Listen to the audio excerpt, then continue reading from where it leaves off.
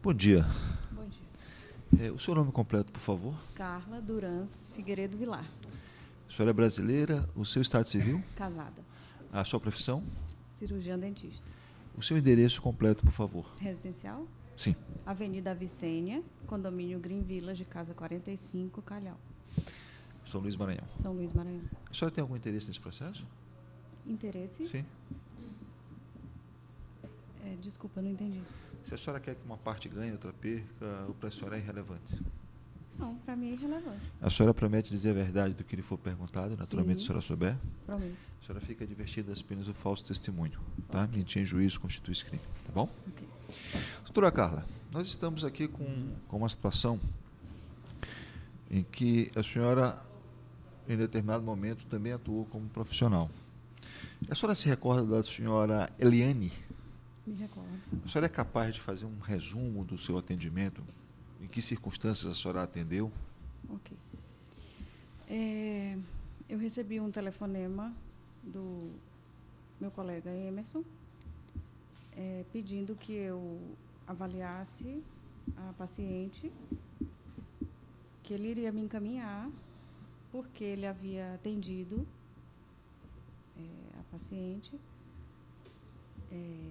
que ela chegou ao consultório dele com dor. Ele havia feito uma interferência, mas não teve êxito. Naquela ocasião, eu já era especialista em endodontia. E ele pediu que eu olhasse a paciente e realizasse algum tratamento que pudesse sanar aquela sintomatologia dela. E, então, eu marquei, ela veio até meu consultório, veio com o encaminhamento dele, relatando qual é o dente, que esse é o procedimento normal. Quando o colega envia o paciente para mim, ele manda um encaminhamento dizendo qual é o dente e o que a paciente tem. Então, eu recebi ela no consultório. No encaminhamento, ele falou qual era o dente, que ela estava com dor e que ele não tinha tido êxito. E aí, eu, examinando a paciente, vi que esse canal já tinha sido manipulado, né? Já estava aberto, alargado, e ela se... Até então, a senhora detectou algum equívoco nessa manipulação? Não, normal. Sim. Naquele momento, me pareceu uma conduta normal. Uhum. Satisfatória, né? Uhum. E aí eu manipulei muito pouco, porque já estava manipulado, né? Alargado, aberto, e inseri medicações, né? Para que a gente, através da medicação, obtivesse êxito na dor, né? Ela reportava dor para a senhora? Reportava, né? Que ele tinha me dito que ela estava com dor, né? E então, eu coloquei medicações. Nesse primeiro momento, coloquei uma medicação. A minha medicação, ela tem um período mínimo que ela tem que ficar no canal, de 14 dias, no máximo de 60. Uhum. Então, eu coloquei, fiz trocas. O certo é que essa paciente passou em torno de 3 meses comigo. Uhum. Só que eu não obtive êxito. Ou seja, a dor não parou. A dor não passou. E assim, então, via canal, eu não consegui êxito, né? Uhum. Então, eu devolvi a paciente para o colega. Uhum. E devolvendo, eu mandei uma cartinha, que eu não consegui resolver o problema. E até sugeri que fosse feita uma cirurgia, porque via canal não obtive êxito. Qual foi a cirurgia que a senhora sugeriu? Eu sugeri uma cirurgia que nós chamamos de curetagem apical. É a psetomia? Ou apsectomia. São duas coisas diferentes. E qual era o objetivo dessas cirurgias? O objetivo, na curetagem, é você só fazer uma raspagem no ápice do dente. A apsectomia, não. Você faz... O ápice do dente. É a pontinha do dente, lá na raiz. Sim. Isso é a curetagem. Você raspa. A apsectomia não, você corta essa pontinha. Uhum. Ok? Porque ali é a parte sensível. A senhora sugeriu por quê? Por que eu sugeri?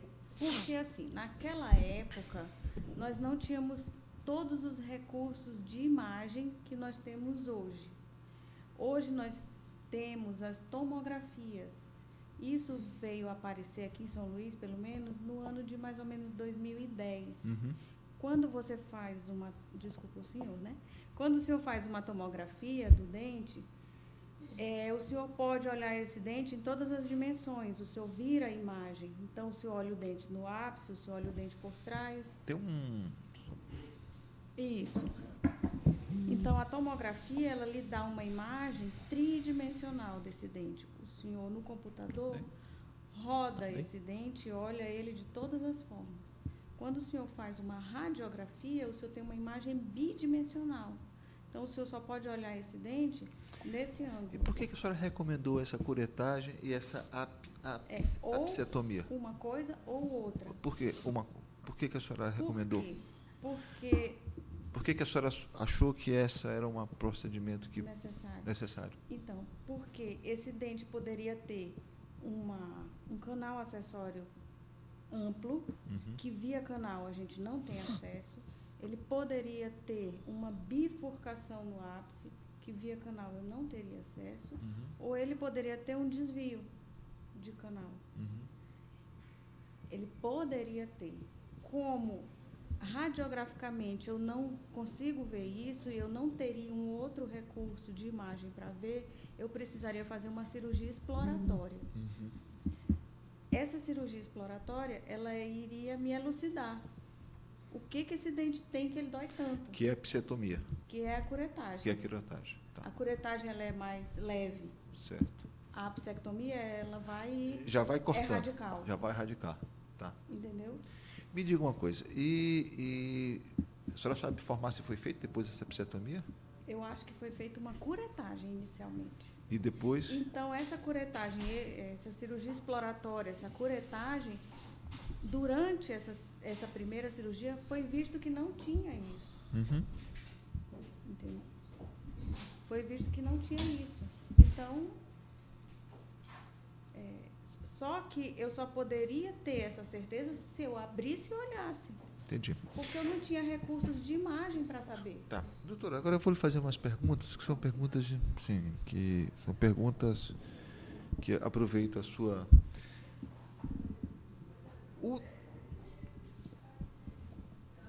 A neuropatia Do trigêmeo. Okay. Neuropatia trigeminal. Okay. Né? Neuropatia trigeminal. Ela tem relação com dente? Ela tem relação com tratamento odontológico? A senhora pode me especificar isso? A neuropatia do trigêmeo, ela pode ser causada por outras coisas.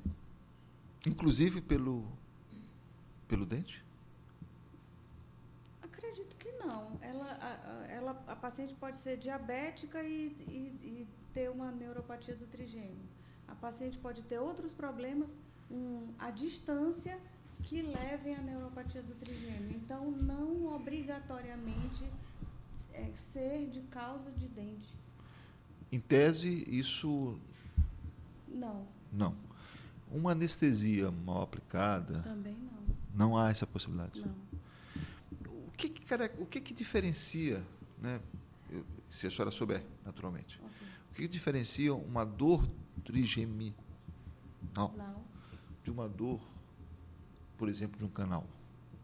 Existe alguma diferença nessas dores? Sim, uma é mais intensa, a outra é pulsante, enfim, essas coisas que eu acredito, doutor, que essa análise da dor ela é importante, porém, elas ali estavam...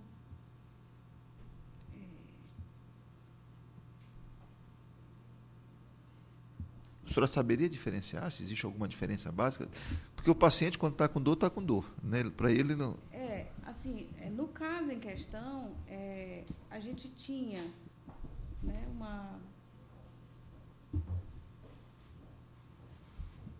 pelo relato que eu li, a gente tinha uma cárie profunda, um diagnóstico de pulpite, né? Então, assim, eu acredito que dificilmente, num primeiro momento, buscando um dentista, se faria esse diagnóstico diferencial. Ou seja, é muito comum fazer essa confusão. Eu quero dizer assim, um paciente sentindo dor. O paciente sentindo dor, com um dente com cárie profunda. Sim. E você fazendo esse diagnóstico, o primeiro pensamento é esse. O primeiro pensamento é apontar a dor como causa da pulpite. Entendi. A senhora quer acrescentar mais alguma coisa em relação ao que a senhora me disse? Não? O doutor tem perguntas? Tem uma. Doutora Carla, bom dia. Em relação ao quadro que a senhora recebeu, a dona Eliana, se a senhora teria condições de informar, dentro da técnica, se a forma como ela se apresentou, se houve alguma situação que pudesse indicar imperícia no primeiro procedimento feito pelo Dr. Emerson?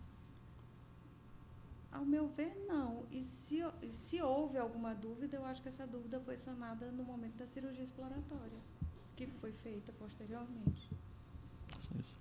A doutora tem pergunta?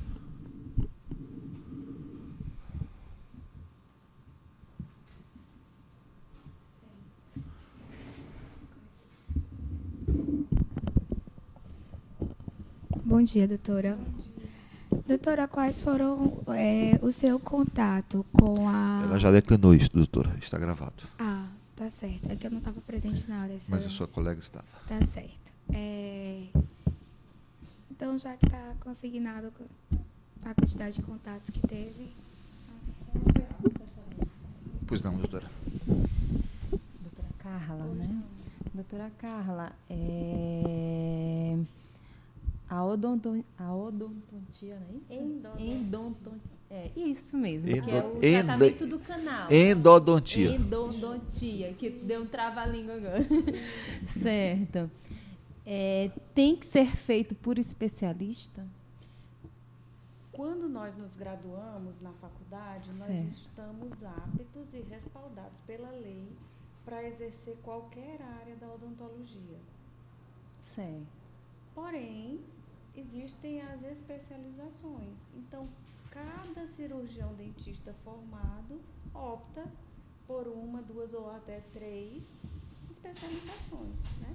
Mas a gente, depois que se gradua, pode, respaldado pela lei, exercer qualquer área. No microfone, doutora, no microfone. Perdão, desculpe. Doutora Carla. Repita? Gostaria. Pronto. Então, quando nós nos formamos, nós estamos respaldados por lei para exercer qualquer especialidade. Porém, nós podemos escolher até 3 especialidades para 3 áreas para nos especializar, né? Mas a gente pode atuar em qualquer área da odontologia após formato, após colar. Quando a paciente Eliane foi ao seu consultório, ela, além do canal, havia realizado o aumento de coroa? A senhora conseguiu identificar essa? Ela já havia realizado um aumento de coroa por palatino, que a cúspide palatina havia fraturado. Certo. Quem havia realizado esses procedimentos? De aumento de coroa? De aumento de coroa e a primeira exploração do canal. O doutor Emerson. Certo, sem mais.